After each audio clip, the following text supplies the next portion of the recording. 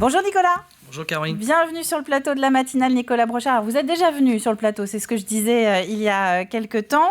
Vous êtes paysagiste et on vous a fait revenir, on vous a convoqué pour nous donner des petits tuyaux sur les travaux qu'on peut faire en ce moment en extérieur. On l'a vu, alors la météo, on est entre des jours d'averse, des jours de super beau temps. Qu'est-ce qu'on peut faire en ce moment sur nos extérieurs ? Qu'est-ce qu'on peut faire ? Clairement, avec le beau temps qu'on a eu la semaine dernière et le très beau week-end qu'on a eu, on a l'envie de mettre les mains dans le jardin. Donc ce qui peut être fait à l'heure actuelle, c'est faire les premières tontes. Les premières tontes, on sait que c'est pas les plus jolies. Donc déjà, partir là-dessus. Du coup, tondre une première fois, peut-être attendre quelques jours et tondre une seconde fois. Tondre pas trop court, parce qu'on a tendance à tondre beaucoup trop court. Donc laisser quand même quelques centimètres. Plus on va tondre court, plus on va développer tout ce qu'il y a d'antis. Donc ce que certaines personnes ne veulent pas. Ensuite, on va pouvoir aussi procéder à tout ce qui est désherbage. Donc le désherbage sélectif manuel, c'est-à-dire qu'on va aller dans nos massifs. C'est là où on se fait mal au dos. Ou pas, on se met à genoux, voilà, ça dépend, la posture qu'on prend. Et l'idée, c'est d'aller sélectionner la plante qu'on veut plus voir dans son jardin, en sachant qu'il y a des plantes aujourd'hui qui sont peut-être pas forcément très jolies à l'œil, mais si on apprend du coup à les observer et à les laisser pousser, par exemple le géranium sauvage, ça va attirer du coup des pollinisateurs et du bon dans notre jardin. Il y a plein de petites choses comme ça. Un pissenlit, pareil. Un pissenlit, on peut très bien le laisser dans un massif, c'est pas non plus horrible, c'est joli. On se rappelle toujours du petit pissenlit où on souffle dessus et la graine s'envole, quoi. C'est des petits souvenirs comme ça aussi. Voilà. Dans le jardin, ça va être aussi la préparation du potager. Là, on va pouvoir commencer à semer aussi certaines choses, mais toujours faire attention à tout ce qui est gelé début mai. Là, on a tendance à vouloir se précipiter, à vouloir acheter plein de choses. C'est vrai que ça donne envie. Et puis en plus, il faut bien le reconnaître, dans les magasins, on nous incite un petit peu à acheter en ce moment. C'est-à-dire que là, il y a tous les rayons jardinage et plein air qui sont installés dans les grandes surfaces notamment.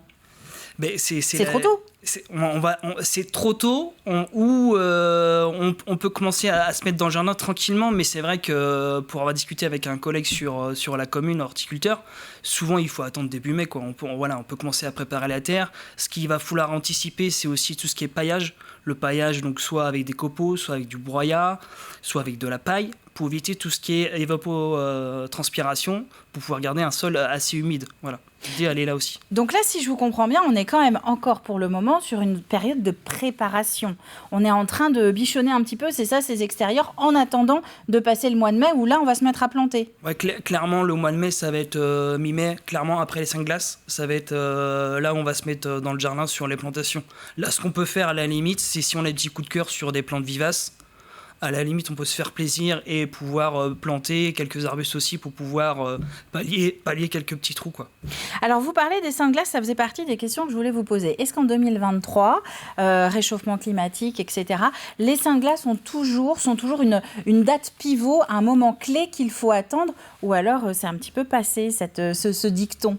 Après, ça va être en fonction de chacun. Il y a des gens qui vont s'entêter à vouloir planter avant, d'autres après. Moi, sur mon ressenti, je préfère attendre les 5 glaces. Par expérience, il y a toujours une petite gelée.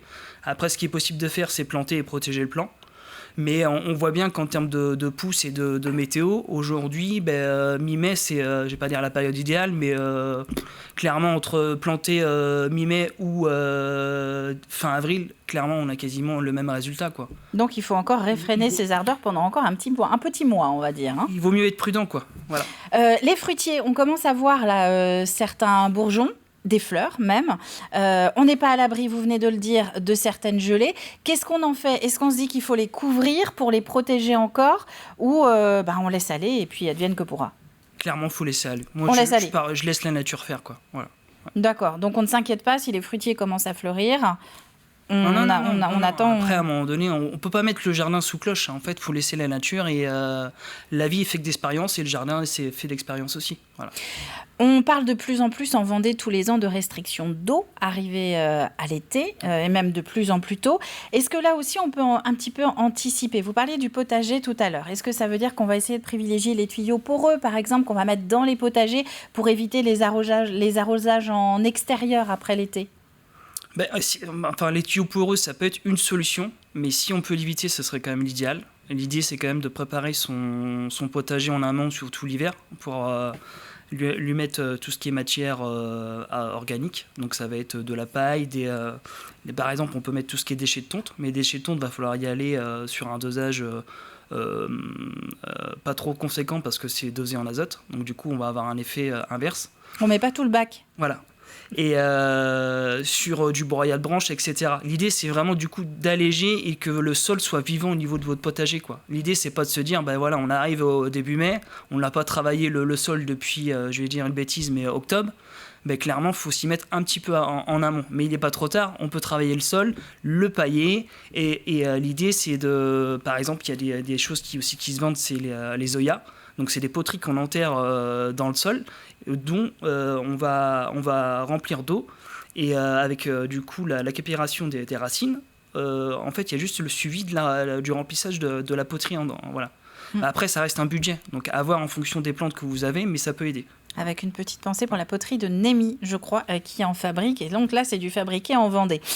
Donc en fait, si je comprends bien, on anticipe un petit peu et on ne pense pas à la manière dont on va utiliser l'eau cet été, mais plutôt à la manière dont on peut éviter de l'utiliser. Ouais, c'est tout à fait ça. L'idée, par exemple, si vous avez un terrain en pente, par exemple, sur le bas du terrain, il vaut mieux privilégier des plantes qui ont un peu plus d'eau, quoi, clairement, quoi. Qui vont tout recevoir. Des petites astuces comme ça, voilà.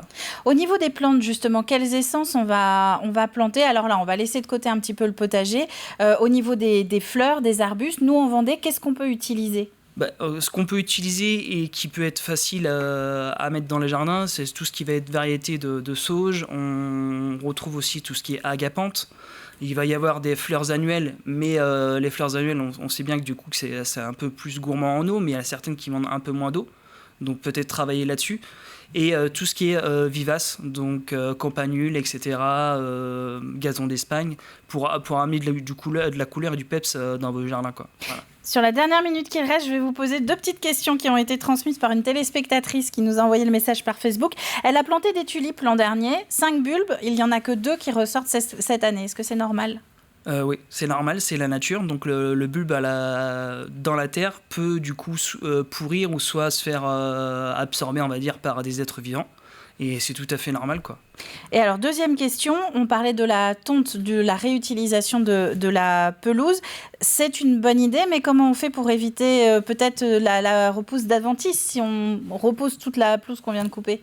Mais il n'y a pas forcément de repousse d'adventice parce que du coup la matière va se décomposer. Ce qu'il faut éviter, moi j'ai commis l'erreur, c'est d'en mettre beaucoup trop épais.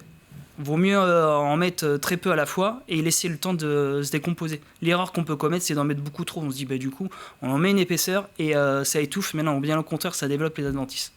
Eh bien, merci Nicolas pour toutes ces infos. Catel qui nous avait posé ces questions, j'espère que vous avez vos réponses. Quant à nous, donc on l'a compris, on se retrousse les manches et on travaille au jardin, mais on ne plante pas trop pour l'instant, on attend les fameux seins de glace. Merci Nicolas d'être venu sur le plateau de la matinale.